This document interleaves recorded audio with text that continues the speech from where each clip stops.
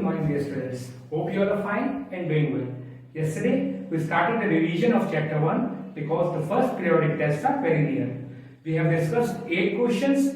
So now we'll discuss question number 9 which is round of the following numbers. कल भी हमने round of किए थे, कल हमने किए थे नियरेस्ट 10 और नियरेस्ट 100 तक. आज हम करेंगे नियरेस्ट 1000 और नियरेस्ट 10,000 तक. So we'll first do to the nearest 1000. Number given है 2,34,565. इसे हम नियरेस्ट 1000 में कन्वर्ट करेंगे. जब बात आती है 1000 की, we consider the last 4 digits. जब 10 की बात थी तो 2 डिजिट कंसीडर किए थे, वी हैव कंसीडर्ड 2 डिजिट. जब 100 की बात की थी 3 डिजिट कंसीडर किए थे, 3 digits. Now we will consider 4 digits. Last 4 digits 2,34,565 की लास्ट 4 डिजिट है 5465. हमने उसे कंसीडर किया. हमारा 5465 है 4565. ये 4000 और 5000 के बीच में लाया करेगा. जब बात होगी 1000 की तो हम 1000 की बात करेंगे, 4000 और 5000 के बीच में लाया करेगा. बट इसकी मिडिल वैल्यू क्या है? 4000 और 5000 की एग्जैक्टली मिडिल वैल्यू क्या है? वो है 4500. तो हमारा 4565 जो है वो 4500 से बड़ा है. अगर तो छोटा होता तो वो 4000 के पास होता, बट मिडिल वैल्यू से बड़ा है तो 5000 के पास में. 4565 is nearest to 5000. तो ये हमारा राउंड ऑफ हो गया 5000. अब 23,000 पहले था क्योंकि 4565 हमने कंसीडर कर लिया था, तो ये बचा ना 23,000. अब ये 5000 हो गया राउंड ऑफ होके करके. 4565 को राउंड ऑफ करके हमने लिख दिया 5000. तो ये हो गया 2,35,000. ये 23,000 नहीं 2,30,000 था. 2,30,000 था और 5,000 4,565 5,000 हो गया, तो ये हो गया 2,35,000. So 2,34,565 to the nearest 1000 is 2,35,000, which is the answer. Now second part, will convert the given number to the nearest 10,000. 3,14,710 number given है 3,14,710. हमें नियरेस्ट 10,000 में कन्वर्ट करना है. तो आपको पता ही है हम कितनी डिजिट्स कंसीडर करेंगे. We will consider 5 digits. 1000 के केस में 4, 10 के केस में 2, 100 के केस में 3, तो 10,000 के केस में 5 डिजिट. 5 डिजिट कौन सी हो गई? 14710. 14,710 हमने कंसीडर किया. अब ये 14,710 जो है वो 10,000 और 20,000 के बीच में लाया करेगा. 10,000 और 20,000. इसकी एग्जैक्ट मिडिल वैल्यू क्या होगी 10,000 और 20,000 की? 15,000. हमें पता है, इट इज क्लियर. तो हमारा 14,710 जो है वो 15,000 से छोटा है क्योंकि ये वैल्यू कम है, तो ये वैल्यू 10,000 के पास हुई. अगर ये वैल्यू 15,000 से ज्यादा होती तो 20,000 के पास होती, क्योंकि हाफ वैल्यू से ज्यादा होती तो इस साइड होती, बट इस साइड है तो वो 10,000 से के पास है. तो राउंड ऑफ हो गया हमारा 14,710 हो गया 10,000. तो ये बचा हमारा 3,14,010 था. ये हमने कंसीडर कर लिया था. 14,010 हो गया 10,000 राउंड ऑफ करके. ये हमारा 10,000 हो गया. तो टोटल क्या हो गया 3,10,000. राउंड ऑफ करके टू द नियरेस्ट 10,000 हमारा 3,14,710 बन गया 3,10,000. So this is the answer. We will study Hindu-Arabic numerals and Roman numerals. Hindu-Arabic number जो हमारे 1 2 3 4 5 6 7 8 9 10 होते हैं, और ये जो हमारे होते हैं ये I है, ये V है, X L C D M, ये रोमन न्यूमरल्स होते हैं. जैसे आप लोग अपनी क्लास लिखते हैं 6, तो आप V और I लिखते हो तो that represent 6 in Roman number. तो हम आज वो पढ़ेंगे. 1 जो हमारा हिंदू-अरेबिक नंबर है उसे हम लिखते हैं I, 5 को लिखते हैं V, 10 को लिखते हैं X, 50 को लिखते हैं L, 100 को लिखते हैं C, 500 को लिखते हैं D और 1000 को लिखते हैं M. इन्हीं के हिसाब से बाकी सारे नंबर्स चेंज होते हैं. इसके 4 रूल्स हैं. आप लोगों ने पढ़ रखे हैं वो, बट मैं रिवाइज करा रहा हूं फिर से बिकॉज ये अच्छा क्वेश्चन है. हिंदू-अरेबिक नंबर्स हमारे 1 2 3 4 5 6 वाले इंफिनिटी तक, और ये हमारे रोमन नंबर्स. तो रूल 1 है कि ये जो हमारा फर्स्ट है I है, I, X और C और M ये ही रिपीट हो सकते हैं. V जो है 5 वो रिपीट नहीं हो सकता. V भी अगर हम एक साथ लिख देंगे तो वो 10 नहीं होगा. 10 हमारा X है क्योंकि. ऐसे ही हम अगर L और L साथ लिख देंगे L L तो वो 100 नहीं होगा क्योंकि 100 हमारा सी है। ऐसे ही हम डी और डी एक साथ लिख देंगे तो वो 1000 नहीं होगा क्योंकि 1000 हमारा एम है। तो रिपीट कौन कौन से हो सकते हैं, आई, एक्स, सी और एम, वो भी नॉट मोर देन 3 टाइम्स। 3 बार तक रिपीट हो सकते हैं, उसके बाद नहीं हो सकते। बताता हूं कैसे। अगर आई और आई 2 बार लिखते हैं तो 1 + 1 2 हो जाता है। आई 3 बार लिखते हैं 1 + 1 + 1 3 हो जाता है। ऐसे ही सी 3 बार लिखते हैं तो 100 + 100 + 100 300 हो जाता है। एक्स 3 बार लिखते हैं 10 30 हो जाता है। अगर हम आई को 4 बार लिखेंगे आई तो वो 4 नहीं होगा। 4 क्या होगा मैं आपको अभी यहां बताऊंगा। रूल 2 क्या है, a smaller symbol written to the right of the larger symbol is added to it. अगर कोई पहले लार्जर सिंबल लिखा है, कोई बड़ा सिंबल लिखा है, फॉर एग्जांपल सपोज करिए एल लिखा है, एल के बाद एक्स लिखा है, उससे छोटा सिंबल हो गया, तो वो दोनों आपस में ऐड हो जाएंगे। यह एग्जांपल है V, उसके बाद 3 I लिखे हैं, V स्टैंड्स फॉर 5, V 5 हो गया, और 3 I 1 + 1 + 1 5 + 1 + 1 + 1 हमारा हो गया 8। तो मतलब अगर बड़े के बाद छोटा लिखा है तो आपस में ऐड हो जाएंगे। 3 बार से ज्यादा रिपीट नहीं हो सकते। X और V लिखा हुआ है, ये लिखा है हमारा X और V। X स्टैंड फॉर 10, अभी मैंने ऊपर बताया। V होता है हमारा 5, तो 10 + 5 15 हो गया। ऐसे X I तो वो 13 हो जाएगा। X वो 20 होगा, 2 बार X आएगा तो वो 20 होगा, 3 बार X आएगा तो वो 30 होगा, बट 4 बार X आएगा तो वो 40 नहीं होगा। वो मैं आपको अब बताऊंगा क्या होगा।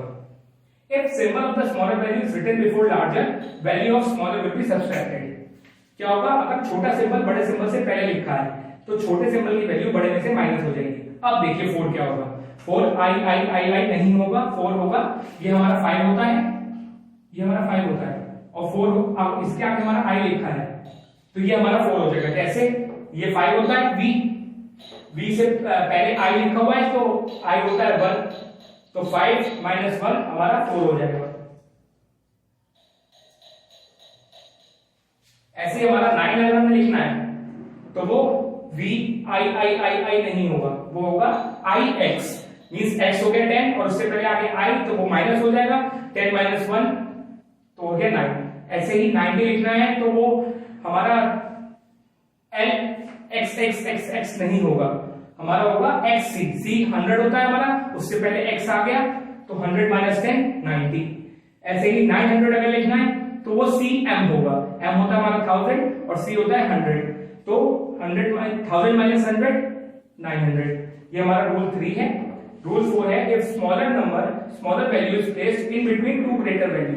अगर कोई स्मॉलर वैल्यू 2 बड़ी वैल्यूज के बीच में है, मतलब एक बड़ी वैल्यू आई फिर स्मॉलर फिर बड़ी, तो क्या होगा, स्मॉलर वाली जो वैल्यू होगी वो जिस बड़ी वाली जो उसके बाद होगी उसमें से माइनस हो जाएगी। एग्जांपल लेते हैं XIV रिटन है, I हमारी सबसे छोटी वैल्यू है, उसके इधर इससे बड़ी वैल्यू है जो X है 10 है, और इधर वाली V है, तो जो I है वो V में से माइनस होगी क्योंकि V I के बाद आ रहा है। जो वैल्यू बाद में आएगी छोटी वैल्यू की उसमें से माइनस होगी। X की हमने वैल्यू एज इट इज लिखी 10, फिर अब हमारी IV मींस 5 - 1, V की वैल्यू 5 और I की 1 माइनस हो गई तो 5 - 1 10, 5 - 1 4 हो गया, 10 + 4 14 हो गया। तो ये हमारा रूल 4 है।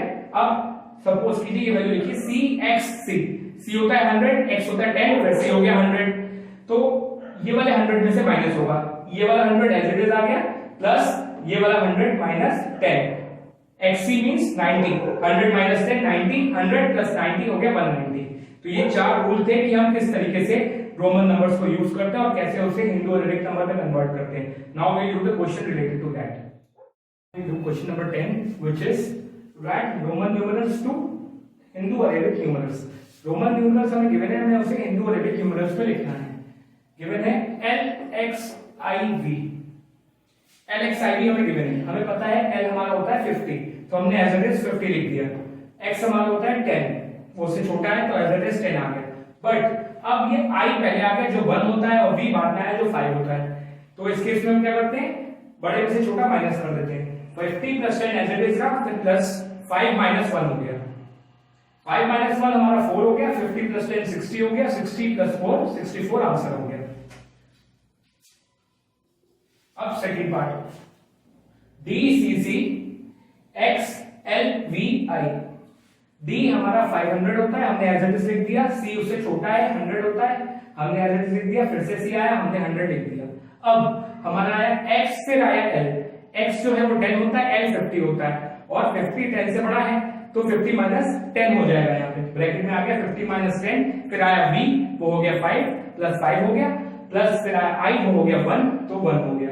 अब 500 प्लस 100 प्लस 100 हमारा 700 हो गया, 50 माइनस 10 40 हो गया, और 5 प्लस 1 6 हो गया। आंसर हमारा आ गया 746। 7 प्लस 40 प्लस 6 746। बहुत सिंपल है, एक बार अगर आपको क्लियर हो गया तो आ जाएगा।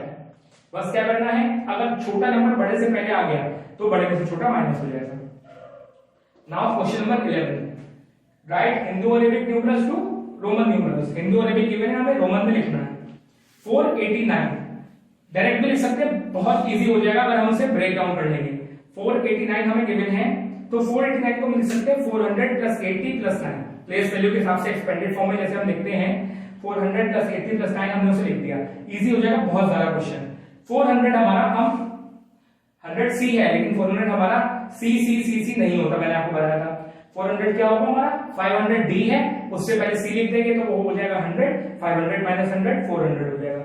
तो सी डी होता है हमारा 400, क्योंकि हो जाता है 500 माइनस 100, डी होता है 500 और सी होता है 100, तो वो हो जाता है हमारा 500 माइनस 100 400। ऐसे हम 80 हमारा होता है एल और 3 बार एक्स, क्योंकि एक नंबर 3 बार रिपीट हो सकता है, तो एल और 3 बार एक्स, एल हो गया 50 और 3 बार एक्स हो गया 10 प्लस 10 प्लस 10, 50 प्लस 30 80 हो गया, एल एक्स एक्स एक्स। अब 9 को हम वी आई नहीं लिखेंगे, क्योंकि वो 4 बार आई हो जाएगा, वो नहीं होता है, तो हम क्या लिख सकते हैं इसे, 10 होता है हमारा एक्स और आई होता है 1, तो इसे हम लिखेंगे आई एक्स, तो हो जाएगा 10 माइनस 1 जो कि 9 हो जाएगा, तो 9 हो गया आई एक्स। अब हमारा पूरा नंबर कंबाइन करके लिख देंगे, 489 में पहले 400 उतारेंगे सी डी, फिर 80 उतारेंगे एल एक्स एक्स एक्स, फिर 9 उतारेंगे आई एक्स, तो ये हमारा आंसर हो गया C D L X X X I X. बहुत सिंपल हो जाएगा अगर हम एक्सपेंडेड फॉर्म में ब्रेक डाउन कर लेंगे। 786 को भी एक्सपेंडेड फॉर्म में ब्रेक डाउन करेंगे, 700 प्लस 80 प्लस 6। अब 700 हमारा क्या होगा, 700 500 होता है डी, और 2 बार सी लिखेंगे तो वो 200 हो जाएगा, 100 प्लस 100, तो 500 प्लस 100 प्लस 100 हो गया 700 डीसीसी। अब 80 एल एक्स एक्स एक्स अभी पीछे किया है उसे, और 6 हो गया वी आई।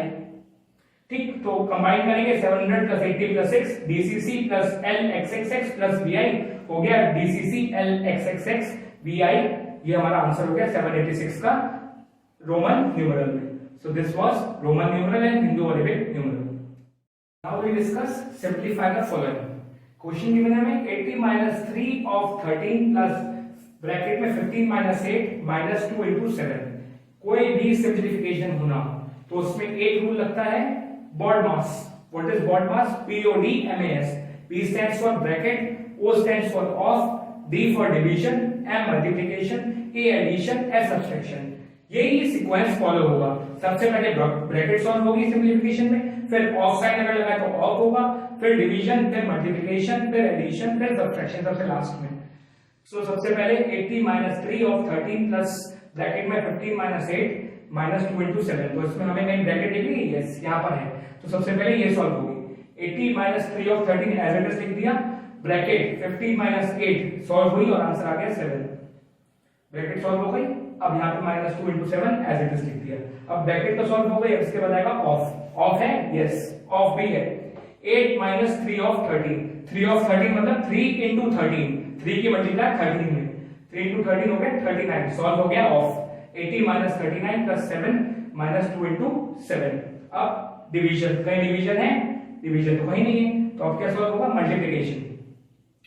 80 माइनस 39 प्लस 7, अब यहाँ पे 2 इंटू 7 था, मल्टीप्लाई हुआ 14 आ गया, मल्टीप्लिकेशन भी सॉल्व हो गया। 80 minus 39 plus 7 minus 14।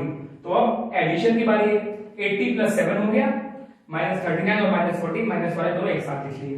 80 plus 7 addition solve हुआ, 87 हो गया, माइनस 39 माइनस 14। 87 में से 39 पहले माइनस किया, हमारा आ गया 48 माइनस 14। अब 48 में से 14 माइनस किया,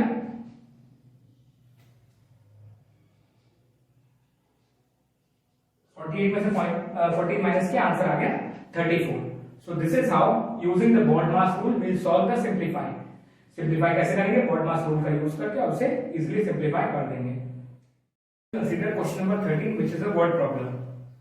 Rohit purchase 49 pencils each costing rupees 12, 27 rubbers each cost rupees 8 and 15 sharpeners each cost rupees 10.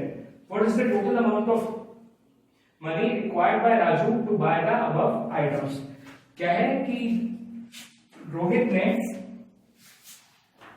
Pencils खरीदी 49 पेंसिल्स खरीदी, एक पेंसिल की कॉस्ट थी 12, 27 रबर्स खरीदी, इरेजर्स एक की कॉस्ट थी 8 और 15 शार्पनर खरीदे, एक की कॉस्ट थी 10। हमने बताया टोटल अमाउंट कितना खर्च हुआ रोहित का सारा सामान खरीदने में।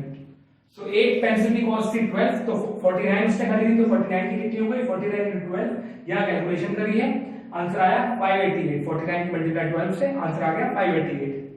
एक रबर की कॉस्ट थी ₹8, तो 27 इरेजर्स उसने रबर्स खरीदी हैं, तो 27 रबर की कॉस्ट कितनी हुई, 27 into 8, यहाँ कैलकुलेट किया, आंसर आया 216 कैलकुलेट करके।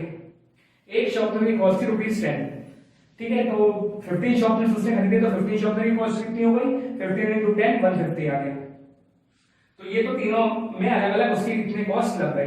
टोटल कितना लगा, total amount required to buy the above items, total amount कितना लगा रोहित को कि सारे आइटम्स खरीदने के लिए 588, जो 49 पेंसिल्स खरीदी, 216 27 इरेजर खरीदी और 150 10 शॉर्पनर्स खरीदे। 588 प्लस 216 प्लस 150, यहाँ कैलकुलेट किया, आंसर आ गया 954। So this is what problem, total amount कितना खर्च हुआ 954। Students, with this we complete the revision of chapter 1. Chapter 1 का थोरो रिवीजन मैंने आपका करा दिया है। प्रैक्टिस ऑल दिस क्वेश्चंस, और जो पुरानी वीडियोस हैं उन पे भी आप ध्यान दीजिए। एक रिवीजन वीडियो मेरी थी और उससे पहले जो आपको कराया गया है चैप्टर 1, उस पे भी वीडियोस पे ध्यान दीजिएगा, अपने क्वेश्चंस प्रैक्टिस कीजिएगा। Your chapter 1 will be completed. Now in the next term will revise chapter 2, हम चैप्टर 2 रिवाइज करेंगे और ऐसे ही 1 बाय 1 क्वेश्चंस को कंसीडर करेंगे। Till then keep studying because exams are very near. Stay safe, stay at home, keep studying.